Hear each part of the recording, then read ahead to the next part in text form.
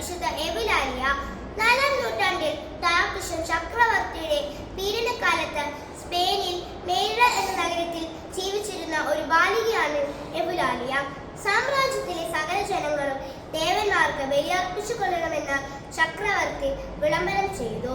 വിശ്വാസത്തിനു വേണ്ടി രക്തസാക്ഷിയാകാൻ ആഗ്രഹിച്ച എവുലാലിയ അതിനെ എതിർത്തു. ഡയോക്ലീഷ്യസ് ആദ്യം അനുനയ വാക്കുകൾ കൊണ്ടും പിന്നീട് വാഗ്ദാനങ്ങൾ കൊണ്ടും അവളെ അനുനയിപ്പിക്കാൻ ശ്രമിച്ചു. ശ്രമം വിഫലമായപ്പോൾ മർദ്ദന ഉപകരണങ്ങൾ കാണിച്ച് ഭീഷണിപ്പെടുത്തി. എന്നാൽ എവുലാലിയ ദേവന്മാരുടെ ബലിവസ്തുക്കൾ പുരിയിലിട്ട് ചവിട്ടുകയും ഗവർണറുടെ നേരെ തുപ്പുകയും ചെയ്തു.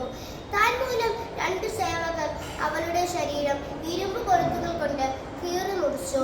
മുറിവുകളിൽ ജ്വലിക്കുന്ന പന്തങ്ങൾ കൊണ്ട് പൊള്ളിലേൽപ്പിക്കുകയും ചെയ്തു. അതിനിടയിൽ തീ ആടിപ്പടർന്നു. തലമുടി നിശേഷം കത്തിക്കഴിഞ്ഞു. അഗ്നിയിൽ ദഹിച്ച എവുലാലിയുടെ വായിൽ നിന്ന് പ്രാവ് പറന്നുയർന്നു. ഇത് കണ്ട് മർത്തകർ ഭയന്നോടിപ്പോയി. ക്രിസ്ത്യാനികൾ എവുലാലിയ മരിച്ച സ്ഥലത്തിനടുത്തു തന്നെ ഒരു കല്ലറയുണ്ടാക്കി. അവിടെ ഒരു ദേവാലയം സ്ഥാപിച്ചു. അധികം വൈകാതെ തന്നെ അതൊരു തീർത്ഥാടന കേന്ദ്രമായി തീർന്നു.